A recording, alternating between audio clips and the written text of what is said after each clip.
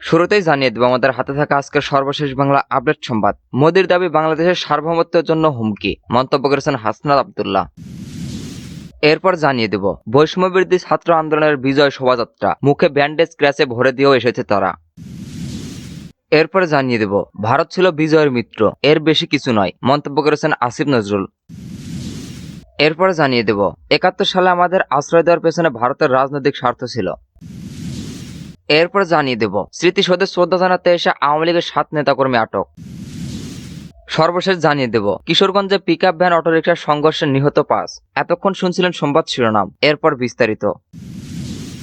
মোদির দাবি বাংলাদেশের সার্বভৌমত্বের জন্য হুমকি, মন্তব্য করেছেন হাসনাত আব্দুল্লাহ। ১৯৭১ সালের ১৬ ডিসেম্বর বাংলাদেশের বিজয়কে ভারতের ঐতিহাসিক বিজয় দাবি করে দেশটির প্রধানমন্ত্রী নরেন্দ্র মোদীর ফেসবুক পোস্টে তীব্র প্রতিক্রিয়া জানিয়েছেন বৈষম্যবিরোধী ছাত্র আন্দোলনের আহ্বায়ক হাসনাত আব্দুল্লাহ। নরেন্দ্র মোদীর এই দাবি বাংলাদেশের স্বাধীনতার সার্বভৌমত্ব ও অখণ্ডতার প্রতি সরাসরি হুমকি বলে মন্তব্য করেছেন তিনি। সোমবার ১৬ ডিসেম্বর হাসনাত আব্দুল্লাহ তার ভেরিফাইড ফেসবুক আইডিতে দেওয়া এক পোস্টে এই মন্তব্য করেন। পোস্টের সঙ্গে তিনি নরেন্দ্র মোদীর ফেসবুক পোস্টের স্ক্রিনশট যুক্ত করেছেন। মহান বিজয় দিবসে নরেন্দ্র মোদী তার ভেরিফাইড ফেসবুক পেজে লিখেছেন, আজ বিজয় দিবসে আমরা ১৯৭১ সালের ভারতের ঐতিহাসিক বিজয়ে অবদান রাখা সাহসী সৈন্যদের সাহস ও আত্মত্যাগের সম্মান জানাই। তাদের নিঃস্বার্থ উৎসর্গ এবং অটল সংকল্প আমাদের জাতিকে রক্ষা করেছে এবং আমাদের গৌরব এনে দিয়েছে। এই দিনটি তাদের অসাধারণ বীরত্ব এবং তাদের অধম্য চেতনার প্রতি শ্রদ্ধাঞ্জলি। তাদের আত্মত্যাগ চিরকাল প্রজন্মে অনুপ্রাণিত করবে এবং আমাদের জাতির ইতিহাসে গরিবে পেতে উঠবে। নরেন্দ্র মোদীর এই স্ট্যাটাসের প্রতিক্রিয়া হাসনাত আব্দুল্লাহ তার ফেসবুক আইডিতে লেখেন, এটি বাংলাদেশের মুক্তিযুদ্ধ। পাকিস্তানের বিরুদ্ধে বাংলাদেশের স্বাধীনতার জন্য এই যুদ্ধ সংগঠিত হয়েছিল, কিন্তু মোদী দাবি করছে এটি শুধু ভারতের যুদ্ধ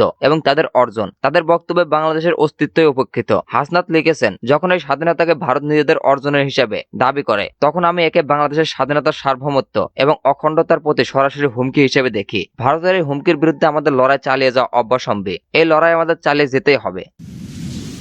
বৈষম্যবিরোধী ছাত্র আন্দোলনের বিজয় শোভাযাত্রা, মুখে ব্যান্ডেজ ক্র্যাচে ভরে দিয়েও এসেছে তারা। মহান বিজয় দিবস উপলক্ষে রাজধানীর কেন্দ্রীয় শহীদ মিনার থেকে বৈষম্যবিরোধী ছাত্র আন্দোলনের বিজয় শোভাযাত্রা শুরু হয়েছে। শোভাযাত্রাটি শাহবাগ ও সুপ্রিম কোর্ট এলাকা ঘুরে শহীদ মিনারে ফিরবে, পরে শহীদ মিনারে সমাবেশ হবে। এর আগে আজ সোমবার সকাল ১০টা থেকে কেন্দ্রীয় শহীদ মিনারে বৈষম্যবিরোধী ছাত্র আন্দোলনের নেতাকর্মীরা জড়ো হতে শুরু করেন। শোভাযাত্রায় যোগ দিয়েছেন শিশু, তরুণ, তরুণী ও বিভিন্ন বয়সের নারী পুরুষ। যোগ দেন আহতরাও। কেউ এসেছেন সারা মুখে ম্যাথাড ব্যান্ডেজ নিয়ে, কেউ এসেছেন ভাঙ্গা হাত প্লাস্টার নিয়ে, কেউ বা ক্র্যাশ ভর দিয়ে। ঢাকার যাত্রাবাড়ি, ডোমরা, মুগদা, কমলতলী, কলাবাগান, মিরপুর, পল্লবী, উত্তরা, ঢাকা বিশ্ববিদ্যালয়, ঢাকা কলেজ, সম্মিলিত বেসরকারি বিশ্ববিদ্যালয়, বিভিন্ন মাদ্রাসা, নানা প্রতিষ্ঠান থেকে ব্যানার নিয়ে শিক্ষার্থীরা যোগ দেন। পাশাপাশি যোগ দেন গাজীপুর, নারায়ণগঞ্জ, কুমিল্লা সহ বিভিন্ন জেলার নেতাকর্মীরাও। পরে শহীদ মিনারে আসেন বৈষম্যবিরোধী ছাত্র আন্দোলনের আহ্বায়ক হাসনাত আব্দুল্লাহ, সদস্য সচিব আরিফ হোসেন, কেন্দ্রীয় নেতারা। দুপুর ১২টার দিকে কিছু আগে কেন্দ্রীয় শহীদ মিনার থেকে মিছিল শুরু করা হয়। কয়েক হাজার শিক্ষার্থী এই মিছিলে যোগ দেন। এতে বিভিন্ন প্লাকেট মুজিবাদ মুজিবাদ, ইনকিলাব জিন্দাবাদ, ধর্মবর্ণ গোত্র নির্বিশেষে ৭১ এসে ২৪ মিশে প্রভৃতি লেখা রয়েছে। মিছিলের সামনে আসেন নারী শিক্ষার্থীরা। এরপর আসেন বৈষম্য বিরোধী ছাত্র আন্দোলনের আহত শিক্ষার্থীরা। তারপর বিভিন্ন শিক্ষা প্রতিষ্ঠান ও জেলার ব্যানারে নিয়ে দাঁড়িয়েছেন বৈষম্য বিরোধী ছাত্র আন্দোলনের নেতাকর্মীরা। মিছিলে তোমার দেশ আমার দেশ, বাংলাদেশ বাংলাদেশ, ৭১-এর শহীদেরা, লও লও সালাম, গোলামি না আজাদি, আজাদি আজাদি, দিল্লি না ঢাকা, ঢাকা ঢাকা, মুজিববাদ মুর্দাবাদ, ইনকিলাব জিন্দাবাদ প্রভৃতি স্লোগান দেওয়া হচ্ছে। মিছিলটি শাহবাগ ও সুপ্রিম কোর্ট এলাকা ঘুরে কেন্দ্রীয় শহীদ মিনারে ফিরে আসবে বলে প্রথম আলোকে জানিয়েছেন বৈষম্য বিরোধী ছাত্র আন্দোলনের নির্বাহী কমিটির সদস্য তরিকুল ইসলাম। এদিকে মহান বিজয় দিবস উপলক্ষে কেন্দ্রীয় শহীদ মিনার প্রাঙ্গণে বিনামূল্যে রক্তের গ্রুপ নির্ণয় ও স্বেচ্ছায় রক্তদান কর্মসূচির আয়োজন করেছে সন্ধানী, ঢাকা মেডিকেল কলেজ হাসপাতাল ও স্বেচ্ছায় রক্তদানের সংগঠন বাঁধন। দিনব্যাপী ওই আয়োজন চলবে। ভারত ছিল বিজয়ের মিত্র, এর বেশি কিছু নয়, মন্তব্য করেছেন আসিফ নজরুল। ১৯৭১ সালের ১৬ ডিসেম্বর বাংলাদেশের বিজয়কে ভারতের ঐতিহাসিক বিজয় দাবি করে দেশটির প্রধানমন্ত্রী নরেন্দ্র মোদীর ফেসবুক পোস্টে তীব্র প্রতিক্রিয়া জানিয়েছেন অন্তর্বর্তী সরকারের আইন বিচার ও সংসদ বিষয়ক উপদেষ্টা ডক্টর আসিফ নজরুল। তিনি বলেছেন, ১৬ ডিসেম্বর ১৯৭১ ছিল বাংলাদেশের বিজয়ের দিন। ভারত ছিল এই বিজয়ের মিত্র, এর বেশি কিছু নয়। সোমবার ১৬ ডিসেম্বর দুপুরে ডক্টর আসিফ নজরুল তার ভেরিফাইড ফেসবুক আইডিতে এক পোস্টে এই প্রতিক্রিয়া জানায়। পোস্টের সঙ্গে তিনি নরেন্দ্র মোদীর ফেসবুক পোস্টটি স্ক্রিনশট যুক্ত করেছেন। মহান বিজয় দিবসে সোমবার নরেন্দ্র মোদী তার ভেরিফাইড ফেসবুক পেজে লিখেন, আজ বিজয় দিবসে আমরা ১৯৭১ সালের ভারতের ঐতিহাসিক বিজয়ের অবদান রাখা সাহসী সৈন্যদের সাহস ও আত্মত্যাগের সম্মান জানাই। তাদের নিঃস্বার্থ উৎসর্গ এবং অটল সংকল্প আমাদের জাতিকে রক্ষা করেছে এবং আমাদের গৌরব এনে দিয়েছে। এই দিনটি তাদের অসাধারণ বীরত্ব এবং তাদের অধম্য চেতনার প্রতি শ্রদ্ধাঞ্জলি। তাদের আত্মত্যাগ চিরকাল প্রজন্মে অনুপ্রাণিত করবে এবং আমাদের জাতির ইতিহাসে গভীরভাবে গেঁথে থাকবে। নরেন্দ্র মোদীর ওই স্ট্যাটাসে তীব্র প্রতিক্রিয়া জানিয়েছেন বৈষম্যবিরোধী ছাত্র আন্দোলনের আহ্বায়ক হাসনাত আব্দুল্লাহ। ৭১ সালে আমাদের আশ্রয় দেওয়ার পেছনে ভারতের রাজনৈতিক স্বার্থ ছিল।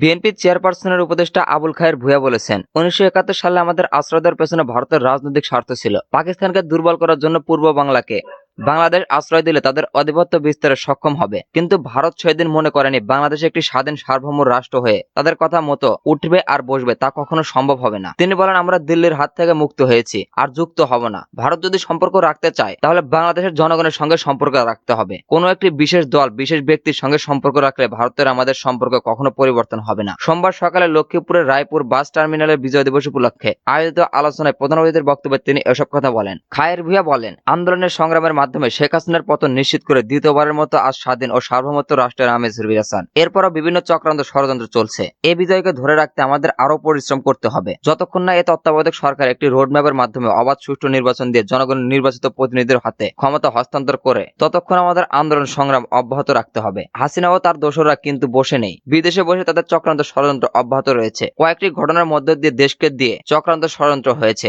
দেশি বিদেশি একটি মহল বাংলাদেশের এক অর্জনকে সহজভাবে মেনে নিতে চায় না। রায়পুর উপজেলা বিএনপির সাবেক সভাপতি অ্যাডভোকেট নুরুল ইসলাম হাওলাদারের সভাপতিত্বে এতে উপস্থিত ছিলেন রায়পুর পৌরসভার সাবেক মেয়র এবিএম জিলানী, রায়পুর উপজেলা বিএনপির আহ্বায়ক জেডএম নাজমুল ইসলাম মিঠু ও সদস্য সচিব শফিকুর রহমান ভূঁইয়া প্রমুখ।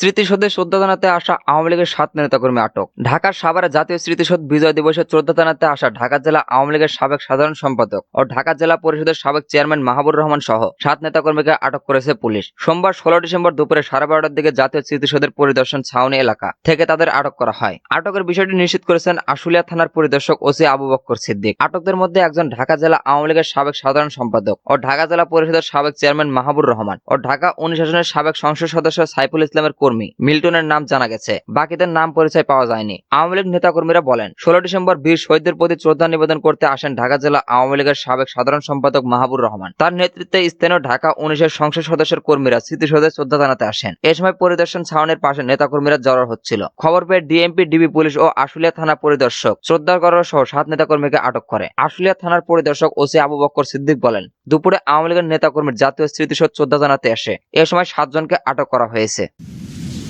কিশোরগঞ্জে পিকআপ ভ্যান অটোরিকশার সংঘর্ষে নিহত 5। কিশোরগঞ্জের ভৈরবে ঢাকা সিলেট মহাসড়কে পিকআপ ভ্যান ও ব্যাটারি চালিত অটোরিকশার সংঘর্ষে 3 নারী সহ 5 জন নিহত হয়েছেন। সোমবার 16 ডিসেম্বর সকাল 10:30টায় উপজেলা জয়নাথপুর ব্রিজ সংলগ্ন এলাকায় এই মর্মান্তিক দুর্ঘটনা ঘটে। নিহত 5 জনের মধ্যে 2 জনের পরিচয় জানা গেছে। তারা হলেন শহীনুর ও রজন। তিনি নারীর নামে পরিচয় নিশ্চিত করতে পারেননি পুলিশ। দুর্ঘটনার পর কাভার ভ্যানের 2 চালক পালিয়ে যান। নামে 2 জনের পরিচয় পাওয়া গেছে, বাকি 3 মহিলার পরিচয় পাওয়া যায়নি। বিষয়টি বিনিশ্চিত করে ভৈরব হাইওয়ে থানার ওসি মোহাম্মদ সাজু মিয়া সকালে নরসিংদীর নীলকুঠি এলাকা থেকে পিকআপ ভ্যান ভৈরবের উদ্দেশ্যে আসছিল। সিএনজি চালিত অটোরিকশাটি ভৈরবের দিকে যাচ্ছিল। পিকআপ ভ্যানটি জগন্নাথপুর ব্রিজ পার হওয়ার সময় অটোরিকশাটিকে ওভারটেক করার চেষ্টা করে। এ সময় বিপরীত দিক থেকে আরেকটি গাড়ি আসলে অটোরিকশার সাথে সংঘর্ষ বাধে। এতে ঘটনাস্থলে সিএনজি চালিত অটোরিকশার থাকা 2 পুরুষ ও 3 নারীর মৃত্যু হয়। নিহত অটোরিকশা চালক সোহেন আলম বাবার পরম মিয়া বলেন, গত 5 বছর আগেও আমি এক ছেলেকে সড়ক দুর্ঘটনায় হারিয়েছি। আজ আবার আমার আরেক ছেলে হারালাম। নিষ্ঠুর সড়ক আমার সন্তানকে কেড়ে নিয়েছে। আমি চালকের বিচার চাই। বাজার করতে আমার ছেলে ভৈরব যাচ্ছিল।